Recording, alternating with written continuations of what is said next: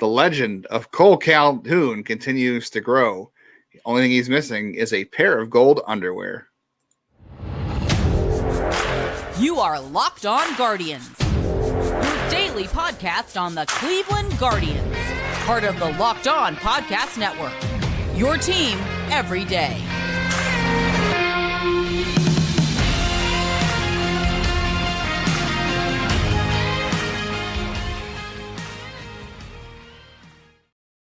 Hello, everyone, and welcome to the show. Today's show is brought to you by Bunches. Download the Bunches app today, and when you do, our friends at Bunches have featured the Locked On MLB Bunch in the Discovers tab. You can also click the link in the description show notes to join the Locked On MLB community today. The Guardians took 2 out of 3 from the Twins in a game they probably should have lost. If we are being honest, we'll get into it. For multiple reasons. And Kole Calhoun, listen, he's on a hot streak, so I got to keep saying he's a bum who should be cut.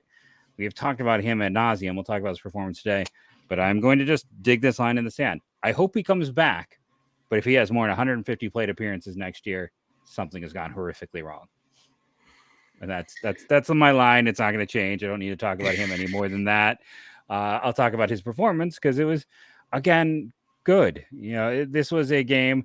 I wish I could tell you I watched every minute of it, but today was both mine and my own kiddos meet the teacher night. And at the end of the 8th inning, of course, I've got to run at 2:40 my time to drive the 5 minutes to then park a half a block away, or 2 blocks away, actually, walk to the school carrying the big box of supplies, meet the teacher, do all this stuff. And it's great. It's my first kid. I'm taking to school and doing this stuff, but I missed all of the fun. I get a text from Justin, like they're trying to give this game away. And Kole Calhoun, and I'm like, what's going on? Twins, of course, Twins did try to give it away. They did give it away. Actually, the umpires helped a little bit. That's the thing, though. Like the Guardians have not played well enough this season to earn any luck. They've been inconsistent. They've done a lot of little things wrong this year. They've just found they found ways to lose. Remember, we talked all year. A bad team finds a way to lose, and Guardians have done that a lot this year. So they have not really earned themselves a lot of breaks. There were some they didn't get today. I mean, Bibee pitched pretty good. I think the walk to Julian and the walk to Polanco. Yeah, the wild pitch hurt. Yeah, and he was squeezed a little bit at times. He did throw a wild pitch that hurt. He made one bad pitch, was the single there. That was fine. I mean, he was good otherwise. It was the 5th inning, and you could kind of tell he was starting to try to empty the tank, get out of the inning, and then he ended up with a walk, and he couldn't go back out the rest of the game. Luckily for him, the bullpen picked him up. I mean, we're talking about the bullpen later in the show, but Bibee had 8 strikeouts. He was really rolling early in the game. That 5th inning is about the only thing I think that really did him in. He had some tough pitches early in the game, but he was good. He was pitching himself out of a couple of jams, and he had some walks. He was missing bats. He had 13 whiffs today. Continued just having another good day. But, when your bullpen throws up zeros like that, you earn yourself some leeway. They worked a lot of walks. I mean, they worked a walk off Caleb Thielbar, although I think he walked Jose Ramirez intentionally, so maybe that one didn't count. Yeah. Duran walked somebody, and then, of course, the Twins brought in Emilio Pagan, who is like the Guardians' win probability added leader for the last 2 years at this point. The best reliever for Cleveland. So the best reliever is Emilio Pagan. That's a little bit of the luck. Hey, they earned some luck by the Twins having to bring him in because they had no other choice. I don't know. And can we also talk about like something else I tweeted out in the middle of the game? Is like Rocco Baldelli doing his best anti-analytical moment when you've got the guys on and you've got Stephen Kwan up to the plate. What have we talked about all year? Stephen Kwan's got reverse platoon splits. And while Cleveland's announce crew may never talk about this, almost every other announced team I've heard talk about the idea of reverse platoon splits this year. Just talked about the Blue Jays talking about the Rockies talking about. Announcers know this thing is a thing. And they go and get the lefty to face Stephen Kwan, who is punishing lefties this year and mediocre against righties. And what does he promptly do? Got a RBI. He had a good series. He had a 3-hit game on Tuesday, and he had a 2-hit game on Wednesday with the leadoff double and the RBI single. He's been pretty steady again lately. But yeah, I mean, I don't know if I really buy into like this year it is happening. Like it was good proof right there, right? That Kwan has been doing better against lefties this year than righties, although he had the leadoff double against Sonny Gray, who was pretty good early on. Yeah, he was really good. So I don't know that I buy into it more than just being noise at this point, but it worked out today. It's been happening this year. I don't know if I don't know. I always want to sit in on one of these meetings, like these because we're going to talk about coaching here in a little bit too, but like obviously the pitching coach, the catchers, and the pitchers all go team meetings against certain hitters before the series starts. They have a talk about certain guys, how they're going to approach certain guys. And I'm sure it got brought up that, hey, Kwan is hitting lefties better this year than righties, but maybe they don't believe it's more than anything that's fluky, because that's probably what it is. But the fact is, it keeps happening. And Rocco Baldelli is like, I don't believe in that either, so I'm just going to bring the lefty in. Maybe he just thought the odds were going to eventually turn on him, and they did not. But I think I think Kwan's got no issues with lefties. I mean, I think he's going to hit them just fine. I don't know if he's going to hit them better than righties in his career, but I think he's going to be just fine because of his approach. I don't know. Rocco Baldelli, like, I also understand why he challenged that call in the 9th inning. It definitely did not hit Naylor. That's what we should really get into is the Guardians should not have gotten extra. They lost this game. Yeah, they lost this game. Plain and simply. If you go look at the replay, Bo Naylor swung at strike 3. The ball did not hit him. He was moving up to get out of the way, so it didn't hit him. And the Twins were challenging it, hoping that they were going to get him. It's the 9th inning, and you're going to lose, use the challenge or go to extra innings. Maybe they'll get it wrong because somehow the replay gets it wrong sometimes. I don't know why, but they challenged it, and he wasn't anywhere near close to getting hit by the pitch. It was a wild pitch and allowed the tying run to score off of Johan Duran, who is a very tough customer, but has had some blips lately. But Naylor, when he took a step forward, the bat also went forward, and he actually did swing. Like, if you go find the replay, he swung. I don't know how. I don't know if that's like a reviewable call, or I'm sure the Twins knew it. And the thing is, if you don't, I don't know if you can tell an umpire, hey, we want to challenge that he swung at the pitch, because that wasn't the call. If the umpires, it's the same thing as when the second base umpire didn't pushed off the bag, right? Yeah, Jimmy Anderson and Rocchio pushed him off the bag. The umpires didn't initially rule it, so you can't challenge a call that was never made. They were challenging the hit by pitch. So in New York, unable to review that call. So the Guardians got a little break there, but just absolutely hilarious that they get that break.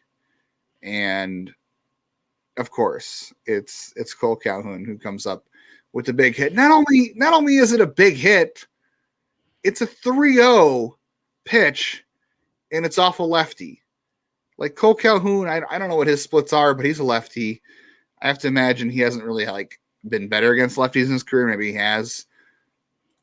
I'll pull it up while you're talking. This year he is crushing left-handers. It's 28 play appearances, so let's not get crazy here. But I mean, we're getting crazy about all of his plate appearances. It is crazy. And of course, it's a 3-0 pitch against a lefty, and he hammers the heck out of it. Like, we are reaching Giambi levels here of which is the reference if you didn't get weirdness. That at the top of the show. That was the open. It was so he was versus lefties a 94 for his career versus righties a 104. Okay, so he's been passable against lefties in his career. I just can't believe. I mean, outside of Jose Ramirez, there's nobody else in this team where you'd be like, yeah, this guy should be swinging 3-0. Actually, Calhoun's not one of the guys I'd pick for that, but there's nobody on this team who I'd be like, yeah, swing 3-0 if you get one. Calhoun, no, I wouldn't pick anyone right now, honestly. Probably not. But maybe Naylor when he's back. Calhoun did, and it won him the game. The bullpen was good, and Calhoun ends up winning another game for him. That's 9 straight games with a home run for the Guardians. Like, imagine that. You start hitting home runs, you win some ball games. Now, they didn't win the Dodgers series, but this is now the second time this year they've won back-to-back series. Could they win their first? Could they have their first 3 straight series wins with Tampa Bay coming in? They have not won 3 in a row of anything. We've learned that this year. There's no sweep. There's no 3 wins. There's nothing. They have one sweep? I think 1. Yes, 1 sweep against the Royals, I believe. No, was it Oakland, and maybe? If you get like somewhat normal pitching on Monday night, this is a sweep. Like. It's just this was a weird series, and I think things are only getting weirder. The Kole Calhoun thing is weird. The Twins are weird. the series was weird. The Guardians are getting a little bit healthier. We'll talk about more about Kole Calhoun's impact in a little bit, and we're going to talk about if things are getting weird here as we go into September. So, yeah, stick around for all that good stuff. Stick around for the weirdness.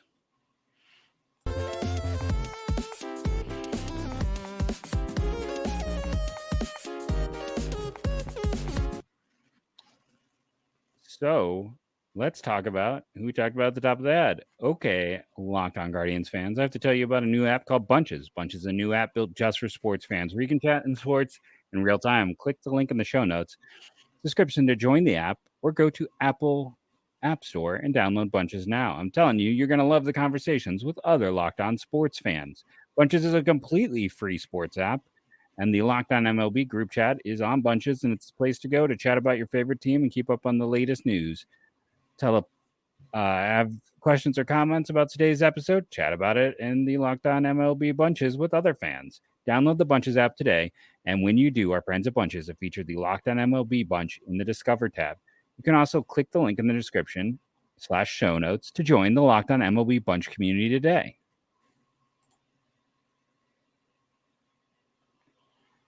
Guardians are off on Thursday, but Friday they are hosting the Tampa Bay Rays. It's going to be Cal Quantrill and Tyler Glasnow at 7:10. You can listen to all the action if you can't be there in person on your Sirius XM app. Just search Guardians. There was an interesting comment at the end of the game. You know, we've already seen comments about Will Brennan just saying how much he has liked Kole Calhoun being around. And then Andre Knott had an interview with Cole after the game. Obviously, I forget the go-ahead homer. Tanner Bibee was 13 years old when Kole Calhoun debuted, so I'm sure that made him feel real good. But Tanner obviously is not too far from where the Angels play, and kind of grew up watching that. And he, Dre had passed along a message that how much Tanner has enjoyed Kole Calhoun being around, and we keep seeing these comments. Like, I know we've talked about the leadership factor a couple of times about Kole Calhoun, but like every time something happens, and I'm even looking at Instagram, I'm trying to think of who posted it today. There was someone on Instagram after the home run I think it was Bo Naylor, and he reposted the highlight of Kole Calhoun's home run, and I think the caption was Big Daddy or something, and I'm like, they're little, or Papa, it was Papa Cole or something, and I'm like, he really is taking on the Jason Giambi role. Like every time you hear this team is hitting more home runs. I mean, how many guys in that situation on this team would have had the confidence? Again, I'm going back to the 3-0 home run. Like, Jose Ramirez has that swagger. There is nobody else in this team who would have that, either A, the green light, or B, the confidence to swing at that pitch. Kole Calhoun did. That's the one pitch he was looking for. He got it and it worked, but it kind of reminds me of the they didn't blow the game this time. They were already down. They came back. But do you remember the game in 2013 where Jason Giambi hit the walk-off home run against the White Sox? Not really. It was in September, and it was off of, I want to say it was Nate Jones. Chris Perez had blown the game in the top of the ninth inning, and then the next inning, Giambi came up. There was 2 outs, and there was a runner on, and goes Michael Brantley, hit a walk-off home run, and that was the start of the 10-game winning streak for the Indians back then, that propelled them into the wild card spot that year. I'm not saying this is what's happening here, but that home run just kind of reminded me of that. Like, that's why I keep getting this whole Jason Giambi vibe from Kole Calhoun. And the more and more I hear players talk about the impact he's having, Will Brennan, Tanner Bibee, now even the pitchers are enjoying his presence. Like, it's not just the hitters who are learning from him or liking him around. Can we talk then about like how much of a waste it was to keep like Ahmed, because he's this great clubhouse guy? It's like, if this team is so starved for leadership, and I get it, that is not Jose's style. And Jose is, I'm not saying this is a negative on him, but he is not that guy who's going to step into that void. But if you have just nobody, like last year, everything went pretty well, so they didn't need someone. But God, it feels like this team needed someone to step into that leadership void. And I mean, I guess it has to be a player. It also feels like that's part of what Tito did in the past. And I just wonder if maybe. But we've talked about that. It's different when it comes from a player. You have to have the Mike Napoli's. You have to have the Jason Giambis. You have to have those guys in the locker room. Of keeping him Ed. Like, honestly, if you're going to hold on to him because he's the clubhouse glue, well, it seems the clubhouse glue had no stick to it. And I know people are like, they're still complaining about him, Ed, but it just, I mean, looking at now, it's like, my goodness. Kole Calhoun's like honey. Everything's attracted to him, and everything sticks to him. He's all sticky. That golden underwear is going to fit very weird. that clip. There we go. You can clip that. He's all sticky. There we go. I made that so someone can make a GIF of that. But yeah, I mean, it's just, again, I'll go back to what I said I wasn't going to say, but it's like, I'm all for keeping him in this leadership / bench role. There's value in that. There's value in letting the young guys get the reps. You know, another interesting thing today, you and I were discussing this before the show, is like Gabby Arias talking in English, you know, pretty last 3 games. Oh, I'm seeing the little thing with my Wi-Fi and hoping everything doesn't fall apart. But him talking about, playing the position he knows and how that's allowed him to kind of relax and play. And Justin made a great point saying like, well, he hasn't earned that right to like, you know, he's got to be able to play multiple positions. But at the same time, it's like, you know, having Gabby in a set place and him playing better and the power potential there. What Calhoun is doing, I'm making it one word. What Kole keeps Calhoun splicing his name together. You know, he's you know, what he has brought to this team seems to be real, important, and valuable. And you know, having that on the bench is good. Having that with this team is huge, and it really is one of those things to look back and be like, man, you know, would his impact have been all year? Or because listen, he's going to calm down. His BAP should have signed him instead of everything Bell, else, obviously. Yes, well, I mean, you know, Josh Bell left and everything got fixed. So weird. Yeah, I don't know. Speaking of that, while we're on the subject of coaching, you know, if you saw that article, if you haven't seen it, it was on MLB Trade Rumors, who, you know, they do some good feature pieces on stuff like that. And sometimes not necessarily they're besides their arbitration predictions. Other stuff's kind of rough, but they had a piece about how Josh Bell was starting his breakout before he left before he got traded to Miami. So like, could have seen this coming. I think everybody saw it coming. And we were looking through the numbers the other day, and Josh Bell, the one thing you can look at with him, yeah, he's having a great month so far. He had a great month this August in Miami. His launch angle is a career high right now, 14.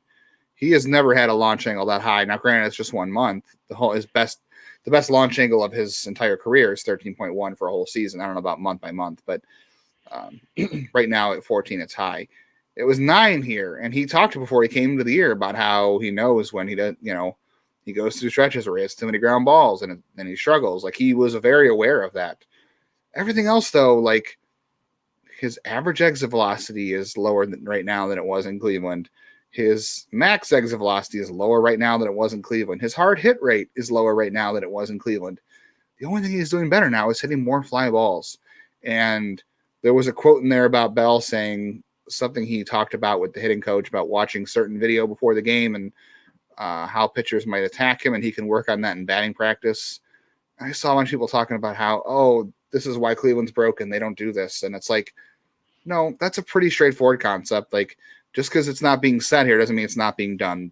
Teams watch video together before the game, before series start, before each game. Guys, there's so much video. There's so much strategy. I guarantee you Chris Vallejo wasn't saying, we're not going to talk about how they're going to attack you. Just go out there and swing. This is very standard practice. He just happened to point out something that's working for him right now. And this has been Josh Bell his entire career. Josh Bell has made an entire career of being inconsistent. Mediocre 1/2, and not mediocre, bad 1/2. Bad. And then he had an 80 runs created plus. That's over the course. That's like Ahmed Rosario this year offense. He was better. He was better with Cleveland this year than he was with San Diego last year. So when he got traded, he won his Silver Slugger. So good based on half a season. Yeah, he won a Silver Slugger last half year. A season.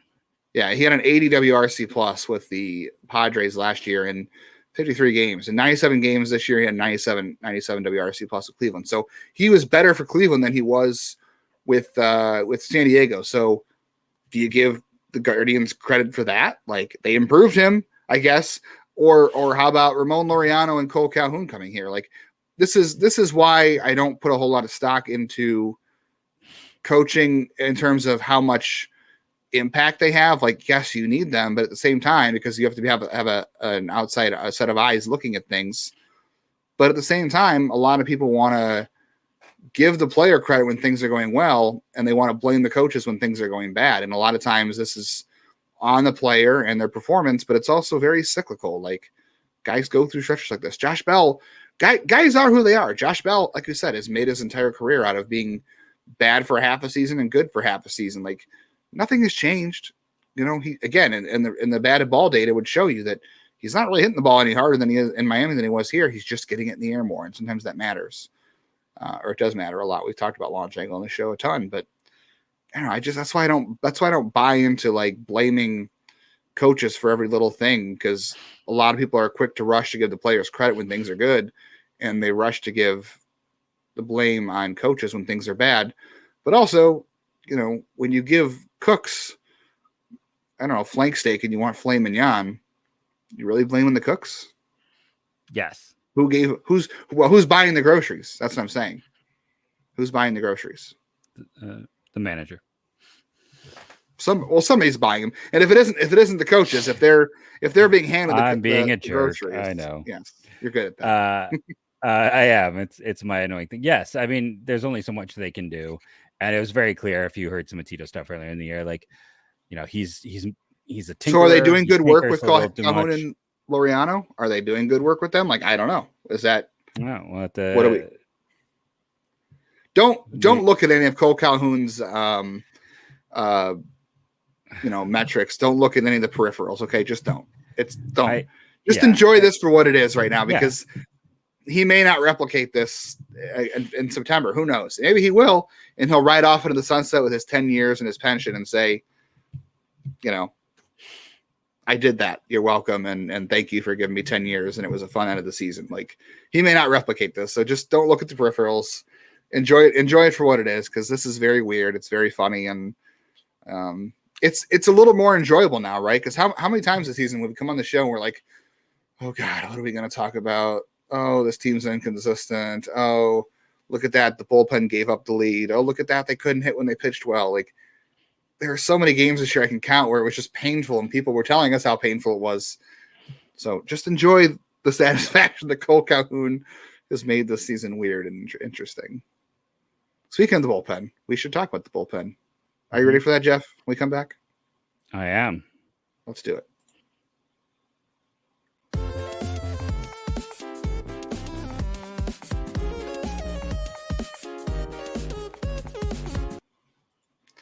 The NFL is coming back. It's coming soon. Get ready for the NFL season with incredible offers from FanDuel, America's #1 sportsbook. Right now, new customers can bet $5 and get $200 in bonus bets guaranteed.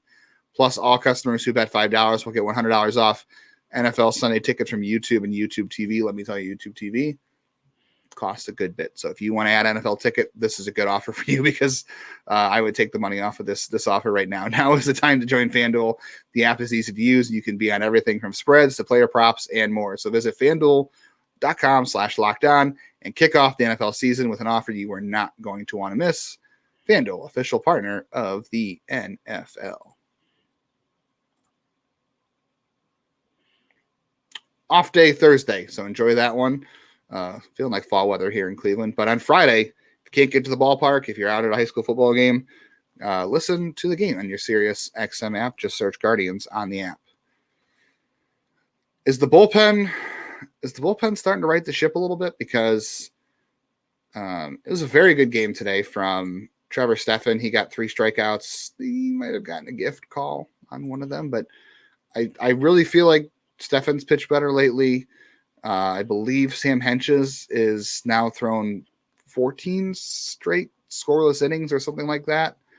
14 straight appearances, 14 straight innings, something like that. He's on a roll. Clase was pretty dominant again today. Trevor Stephan has a 1.38, finished August with a 1.38 ERA. And, you know, since James Karinchak has come back, he hasn't blown up better yet. than he was in AAA, which sometimes happens. Yeah. So Trevor Stephan, 13 innings in August, 17 strikeouts, 2 walks, 2 runs. I don't have Hench's numbers in front of me right now, but he's been really good in August. Yeah, Hench's has been better. Stefan's been better. Karinchak hasn't been awful. I feel like it's been a while. Knock on wood, we haven't seen Clase having those weird blow-ups. I feel like the pen is clicking at the right time now. I still don't really know how I feel about Nick Sandlin and his weird demise. And Cody Morris. Cody Morris was good today. He walked a batter, didn't give a hit or anything.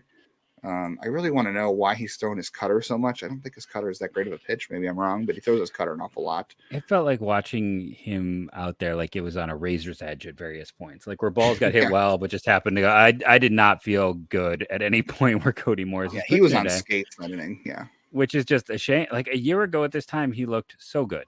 Like he was starting and looked good. But most of the bullpen, I mean, except for Sandlin and Morris, I don't know. We'll see about Morris, but except for Sandlin, I feel like everyone is trending in the right direction. Like even I have to look at Eli Morgan. I know the other day we had Eli Morgan talking about how he had allowed, what was it? He was 9 runs in his last 11 games. The last 2, maybe, I think he's not given up a run. Like we're seeing some signs of his changeup was really good the other night. He finished August with a 2.38 ERA in 11 innings, 16 strikeouts, 5 walks, 267 WOBA against him this month, the FIP of 291. So everybody's kind of moving in the right direction. Like you have Kole Calhoun, finding the fountain of youth. David Fry had a home run tonight in Columbus. He should be coming back, hopefully. Josh Naylor is on his way back. The Guardians have homered in 9 straight games. Not words we thought we'd ever say this year, right? and that's what I'm saying. They've won 2 straight series. I know that the Dodgers series was tough, but let's be honest, they're not really gonna beat the Dodgers. That Dodgers series is tough for anyone. But this is 2 playoff teams they've beaten in a row. I mean, the Twins, for all of their warts, for all the funny stuff we talk about with this weird division, right now they're the division leaders. They're going to go to the playoffs. The Guardians just beat them. Can I talk about watching their broadcast? They had a whole thing where they're like, hey, they're going to make it by playing 3 rookies at once. That's unheard of. They were very careful not to watch last season unfold the way it did. But apparently the Guardians are hanging in there with 4 rookie pitchers right now, and Cal Quantrill comes back Friday. We didn't talk about it yesterday, but Bieber and McKenzie both threw bullpens the other day, and I guess they're both feeling good. So we'll see what happens when they go on a rehab appearance. But bullpens were the next step. And I can't believe I'm going to say this. I'm not going to let myself get sucked in, but the Guardians are 6-4 against the Twins. They have 3 more games to go. Now, we'll see what happens against Tampa Bay. The Twins go to Texas, I think, to play the Rangers. They're falling apart right now, the Rangers. So they desperately need that series. The Rangers, if you could smell, if Texas Rangers were a smell, they would reek of desperation. They need a series win. So we'll see what happens there. And the Guardians, if there is any glimmer of hope that they're going to do something weird in September, they have to win the series coming up against the Twins at home. But if the Guardians win just 1 more game against the Twins in that series, they will win the season series against the Twins. So if by some weird force of nature, these 2 teams have the same record at the end of the season, if they win 1 more game next week against the Twins, they would hold the tiebreaker and win the division. Now, I don't think they can necessarily win the division, and I don't think they can do it without winning 2 of 3 next week against the Twins. But again, if there's some weird miracle here and they win 1 game next week, they hold the tiebreaker. Is this going to get weird? Are we going to have a weird September? The humor of this to me is just thinking about, like, again, this team has been really bad for most this year. It's like, why couldn't they just beat the darn Tigers? Why couldn't they beat the Tigers? If they just took care of business against a bad Tigers team, this wouldn't be an issue. They've won 4 of their last 6. This was, let's see, they won 4 of their last 6. They finish August 11-16, so it's actually their worst month of the season. They only had a run differential. They had quite a bad run differential, so this was their worst month of the season. But they won 4 of 6 to end it. I don't know. if Kole Calhoun can continue to turn back the sands of time, then maybe anything is possible. Like Kevin Garnett. Here's that out. It's fun right now. They're a fun, interesting young team, and just enjoy the ride. And we'll kind of. And if they get healthier in September, I'm just saying, if they get healthier in September, like, I don't know. At least there's reason to watch. Like right now, there is reason to watch. I feel the least frustrated. I don't know if I really want to buy into this, but I feel the least frustrated I have all year. I don't know if that's weird or not. I think it's because our expectation, was that you talked about, like, expectation is the thief of joy. It's like right now our expectation is so low that this is fun. That's true. So I've stopped having them. Yeah, we flipped the script. But my general view, and this isn't to like be overly negative or anything, it's like right now we're having fun because we have no expectation. We think they're a bad team and guys overperforming. This is what we wanted, right? We're seeing the young kids play. We'll see Gabby Arias is trying to make a point that this is his job through performance. Jose is coming out of his cold stretch. You get Josh Naylor back, and it's going to transform that lineup. And for as much as people want to focus on Aaron Savale, not to pull him down or bring him in, but he's only had like 25. He's basically barely going 5 innings a start for the Rays, which is normal for the Rays. Numbers are good, are fine. He's got a 3.55 ERA, which is, guess what his FIP in Cleveland was? 3.54. So his ERA is officially his FIP from his time in Cleveland. And he's starting to give up home runs at a higher rate, which was his bugaboo before. So it wasn't Savale that hurt this team. It was Naylor. That is where that's why this fall apart. That's why this worst month happened. It was not. You mean the guy that quit on the team? Is that guy? Yeah. Everyone thought quit on the team. That's hilarious. People looking at straws, grasping at straws because they were mad, trying to make others cast in a certain light. It was never Savale that killed this team. It was Naylor. And I think we're seeing that. And the reason they're performing better now is because Calhoun is being a poor man's Naylor. And that's, hey, that works. And again, I don't think there's any chance in any circle of heck that he can maintain this, but enjoy it. And the best thing is, hey, when Naylor's back, maybe that means Oscar Gonzalez isn't playing all the time and wasting those at bats. I'd rather have expectation goes up. I'd rather have 95-year-old Kole Calhoun out there playing outfield than Oscar Gonzalez right now. You could put Gabby back out there. I know he says he feels better to trust. I want to point out one thing too. I did read that Jose talked to Gabby because he had he watched that one ball he hit the other night to right field, and he should have been on third. He had a double. Overcame that today. He had a ball he hit to right field that he turned a single into a double, and supposedly Jose had something to say to him about not watching the home run the other night. So Jose did kind of become the vocal leader there, and Gabby learned. Remember, we saw it on the field. Tangibly learned something. He was supposed to be their guy. Like, if you remember, he was Ahmed and Jose's guy. They were really big on Gabby in the preseason. He was the guy that they were supposed to be taking under their wing and making better. And just didn't see as much during the year. But no, it's important, it's valuable, and hopefully we're seeing it. What's also valuable is your time. So we want to thank everyone who has joined us for this show today. Tomorrow's show, we'll get into the managers. I know people want to talk about where we think they're coming, and you and I, for once, have diametrically different views on who the new manager will be. So that'll be a fun discussion. We'll talk prospects as well. For those of you who say, hey, they're only a few games back, and they're talking prospects, it's an off day. Lay off. Be calm. Be cool. And it's September. To each other. It's call up day. Yeah, and we're going to maybe dive into some 40-man chatter if we have time as well. Who should be added? Thank you all for everything you do. All of our everydayers out there. And go, Guardians, go.